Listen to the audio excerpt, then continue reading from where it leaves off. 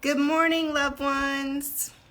I am coming on to read a little bit more of A Return to Love.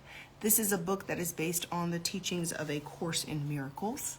And so I'm coming on to read a little bit more, and this is going all the way to the beginning of the book, kind of the fundamental truths of what A Course in Miracles teaches. So I'm just going to read a little bit this morning, and since you guys liked it so much yesterday, good morning. Blessings and abundance, all who are coming on. Love you guys. Okay, when we were born, we were programmed perfectly. We had a natural tendency to focus on love. Our imaginations were creative and flourishing, and we knew how to use them. We were connected to a world much richer than the one we connect to now, a world full of enchantment and a sense of the miraculous. So what happened? Why is it that we reached a certain age, looked around, and the enchantment was gone? Because we were taught to focus elsewhere. We were taught to think unnaturally. We were taught a very bad philosophy, a way of looking at the world that contradicts who we are. We were taught to think thoughts like competition, struggle, sickness, finite resources, limitation, guilt, bad, death, scarcity, and loss. We began to think these things, and so we began to know them. We were taught that things like grades, being good enough, money, and doing things the right way are more important than love. We were taught that we're separate from other people, that we have to compete to get ahead, that we're not quite good enough the way we are. We were taught to see the world the way that others had come to see it. It's as though as soon as we got here, we were given a sleeping pill. The thinking of the world, which is not based on love, began pounding in our ears the moment we hit shore.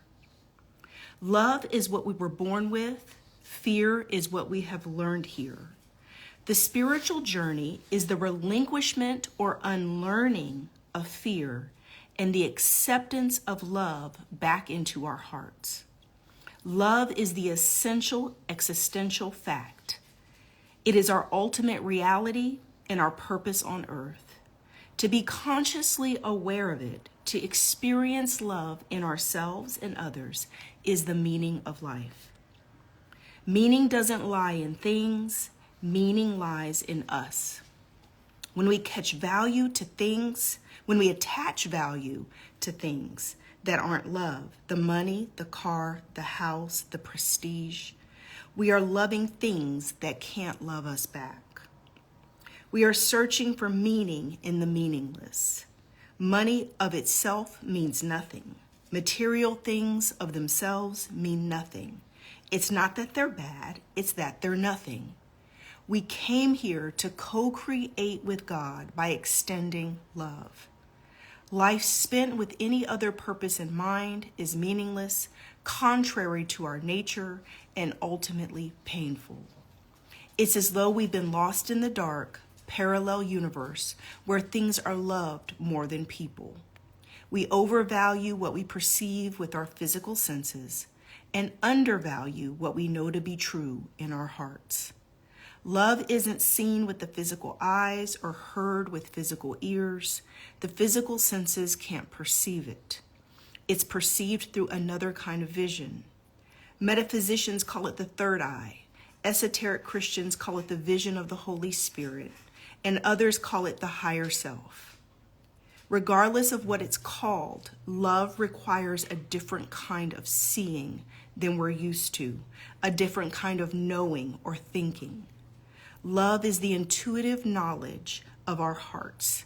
It's a world beyond that we all secretly long for. An ancient memory of this love haunts all of us all the time and beckons us to return. Love isn't material, it's energy. It's the feeling in a room, a situation, a person. Money can't buy it. Sex doesn't guarantee it. It has nothing at all to do with the physical world. but it can be expressed nonetheless. We experience it as kindness, giving, mercy, compassion, peace, joy, acceptance, non-judgment, joining, and intimacy. Fear is our shared lovelessness, our individual and collective hells.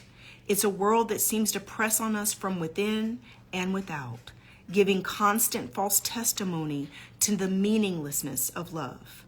When fear is expressed, we recognize it as anger, abuse, disease, pain, greed, addiction, selfishness, obsession, corruption, violence, and war.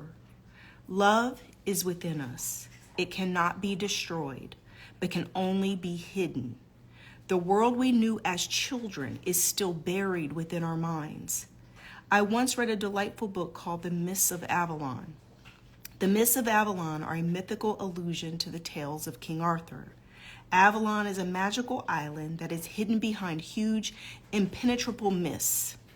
Unless the mists part, there is no way to navigate your way to the island. But unless you believe the island is there, the mists won't part. Avalon symbolizes a world beyond the world we see with our physical eyes. It represents a miraculous sense of things, the enchanted realm that we knew as children. Our childlike self is the deepest level of our being. It is who we really are. And what is real doesn't go away. The truth doesn't stop being the truth just because we're not looking at it. Love merely becomes clouded over or surrounded by mental mists. Avalon is the world we knew when we were still connected to our softness, our innocence, our spirit. It's actually the same world we see now, but informed by love, interpreted gently with hope and faith and a sense of wonder. It is easily retrieved because perception is a choice. The mists part when we believe that Avalon is behind them. And that's what a miracle is, a parting of the mists, a shift in perception, a return to love. All right, guys, that's the introduction to A Return to Love, the very first, not chapter, but the first introduction section.